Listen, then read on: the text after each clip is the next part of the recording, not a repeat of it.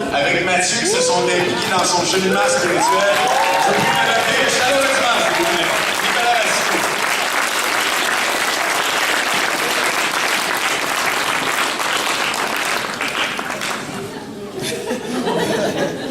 Bonjour tout le monde.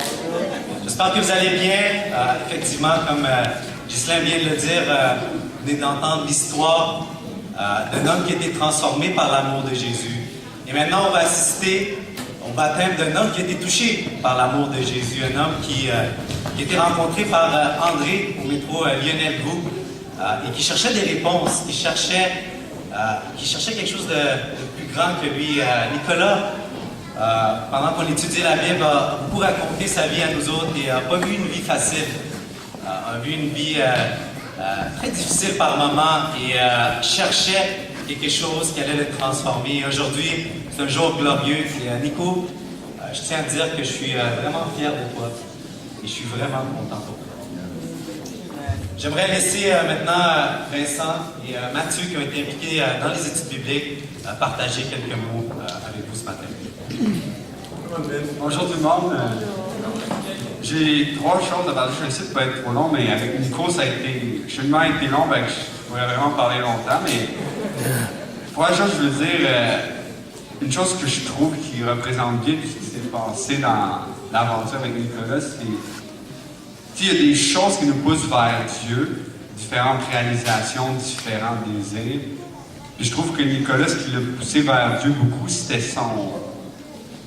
il a vécu sa vie et il avait comme un besoin très profond un peu comme existentiel et de malaise.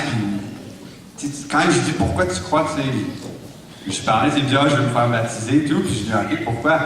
Puis il m'expliquait que ce qui le convainc beaucoup, c'est de voir j'ai péché puis j'ai vu que ça marchait pas. Mais il y a beaucoup d'autres choses que il y a eu certaines hésitations, mais ça pour lui c'était tellement clair, tellement. J'ai vraiment l'impression qu'il est convaincu de qu'est-ce qui est mal d'une manière profonde et comme quasiment artistique. Là. Tu veux dire pourquoi le péché, c'est le péché, ça va être différent de comment beaucoup de gens vont le dire. Ça m'a impressionné, ça m'a convaincu moi-même de faire attention à ne pas pécher, justement. Une autre chose, c'est avec Nico, c'est drôle parce qu'on s'est beaucoup chicané. D'habitude, si on n'a pas de choses négatives, je sais pas quand ça marche. Ouais, et c'est ça, les cheminements, c'est la troisième fois que j'ai la chance de partager pour quelqu'un qui va être baptisé. Et les deux autres personnes avant, ça a été beaucoup plus, normal, si on peut dire. Mais avec Nicolas, il y a beaucoup de conflits, beaucoup de chicanes. Des fois, je me disais, est-ce que j'ai péché contre mon frère? Là, je me questionnais. Puis, finalement, quand on se revoyait, on finissait par se sourire, de trouver ça drôle. Puis, j'étais comme, OK, ça doit bien aller finalement. Mais tout ça pour dire qu'on en vient à ce jour-là aujourd'hui, puis je regarde derrière moi, puis je suis comme, ça a été toute une rêve, plus que ce que je suis habitué. Puis, je suis content que là, je sens aucune distance entre moi et Nicolas, au contraire. Je me sens plus proche de lui que jamais, malgré tous les obstacles qu'il y a eu sur le chemin. Donc ça, pour moi, c'est vraiment encourageant, vraiment. C'est une paix particulière que j'ai pas pu expérimenter avec d'autres amis que j'ai accompagnés spirituellement auparavant. Puis je voulais juste raconter l'histoire qui a comme fait pencher la balance pour Nicolas. Il y a eu sa prière aussi, mais ça, s'il veut raconter, il me racontera. Mais j'ai dit, Nico, il faut passer à l'action. On prend trop de temps à parler et à analyser parce qu'on est deux gars assez analytiques qui parlent trop. Puis là, on s'est dit, OK, il faut passer à l'action. Viens évangéliser avec moi. C'était sa première fois. Ben là, dans ma tête, je me disais, sans être trop heureux, je disais, je vais te montrer comment on fait, ça va être intéressant, tout ça. Puis là, ce qui se passe, c'est on évangélise 2-3 personnes. J'ai dit, OK, on va faire ça 30 minutes où on parle à 5 personnes. Rien de trop dur, là. Quitte à pas, je suis avec toi, j'ai tout sous contrôle. On parle à un gars. C'est un mormon. Puis je suis comme, un mormon? J'ai jamais parlé à ça de ma vie, un mormon. Puis là, je savais pas quoi faire. Puis là, je dis, OK, on va s'asseoir, on va y parler. Puis là, il y a eu une longue discussion de genre 1h15 qui a commencé. Puis j'ai vu comment Nicolas, ça semblait vraiment l'encourager de voir qu'on pouvait parler à quelqu'un qui n'a pas les mêmes croyances que nous exactement, mais que c'était dans le respect, dans l'amour, Puis pour Nicolas, quand vous allez apprendre à le connaître, c'est vraiment quelque chose d'important qu'on soit tolérant, qu'on soit gentil, qu'on soit doux les uns avec les autres. Puis pour des gens qui n'ont pas cette sensibilité-là, ça peut sembler un peu anodin comme ben là, c'est pas si important, puis on est en masse doux, nous autres les chrétiens, mais c'est une chose que j'ai réalisée avec Nicolas, c'est que non, je peux parfois être justement inconsidéré pour les gens dans l'Église comme les gens qui sont pas dans l'Église. Ça, je remercie Nicolas de m'avoir appris ça, puis je vais encore avoir besoin de beaucoup de rappels probablement. Mais c'est ça, puis c'était incroyable, parce que moi, après la rencontre avec le Mormon, j'étais démoralisé, j'étais là, ça fait douter dans ma foi, je sais plus quoi penser. Nicolas était là, waouh, c'était vraiment cool. Là, j'étais comme, ok, Dieu fait ce que tu veux, moi je comprends rien.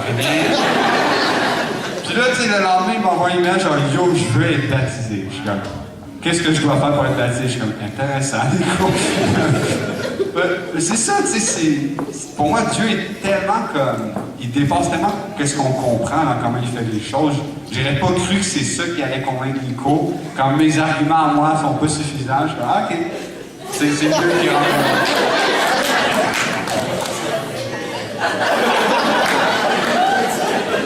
Donc, c'est ça, je finis mon histoire, là. Bon, on va finir. Mathieu va parler.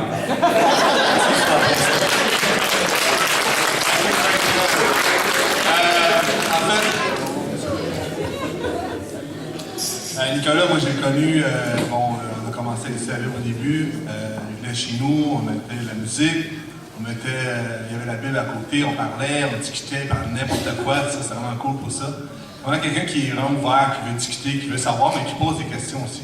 Qui pose des questions, qui veut vraiment comme comprendre le comment, du pourquoi, tout le temps, sur n'importe quoi. Puis c'est ça, donc on a fait des études aussi avec lui par la suite avec Ghislain et tout. Puis vraiment avec Ghislain, je voyais ça tout le temps, il pose des questions, puis c'est des questions que moi-même j'étais comme ouf, une chance que c'est Ghislain qui t'a côté. Parce que je veux vraiment savoir, c'est ça, donc en gros, c'est ce que je retiens de Nicolas.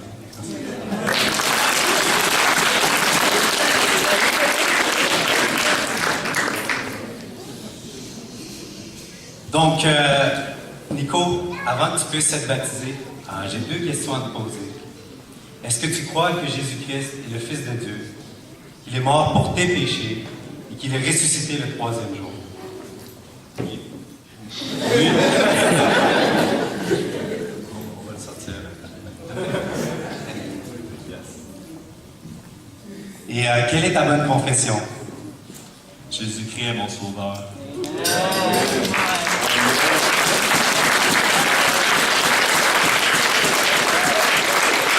À cause de ta bonne confession, Nico, on peut maintenant te baptiser au nom du Père, du Fils et du Saint-Esprit. Tu vas recevoir le pardon de tous tes péchés et tu vas également recevoir le don de l'Esprit Saint et le don de l'Église.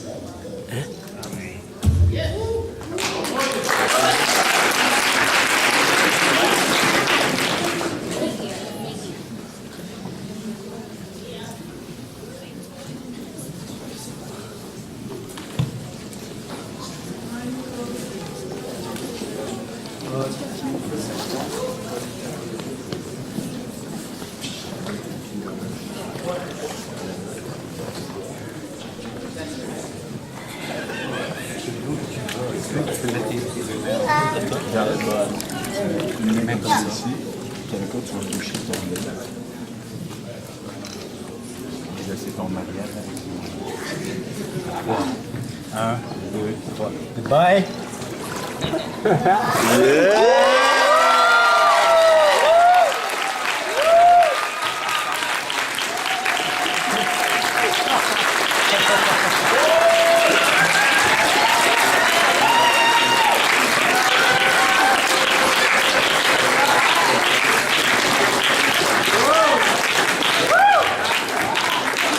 Alors, mes amis, on va prier ensemble pour notre nouveau frère dans la foi, Nicolas Racicot.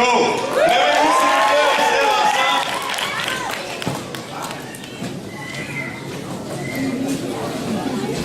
Alors, prions ensemble.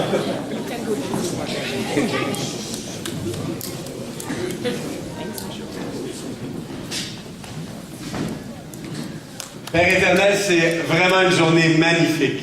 Une journée de soleil, de lumière sur Montréal. lumière de vie pour nos cœurs alors que nous célébrons aujourd'hui, une fois de plus, la résurrection de ton Fils et la puissance de sa résurrection dans la vie de ton Fils Nicolas. Et Père, c'est incroyable de penser qu'avant même que l'univers fût, tu avais dans ton cœur le désir de voir Nicolas revenir à la maison et se livrer à toi après que toi, tu aies donné ta vie pour lui. Et aujourd'hui, Seigneur, c'est dans la joie qu'on l'accueille comme frère. On est tellement reconnaissant. Et on sait, Père, sur ta parole qu'il y a une fête dans le ciel en ce moment et que les anges eux-mêmes se réjouissent puisqu'un fils t'est né. Et Père éternel, on veut ensemble venir devant ton trône pour te demander de protéger notre jeune frère, de lui accorder, Père éternel, non seulement ton esprit comme c'est déjà fait, mais de renouveler jour après jour dans son cœur son engagement. On te prie, Père, que tu puisses le protéger du malin, que tu puisses au travers des frères et des sœurs l'encourager par beaucoup d'amour, beaucoup de prières et beaucoup d'encouragement. Et on te prie qu'il puisse devenir également une source d'inspiration et d'encouragement pour toute l'Église.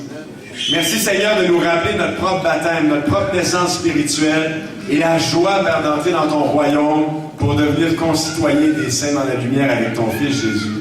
Nous te rendons grâce, Seigneur, nous sommes dans la joie, dans la reconnaissance.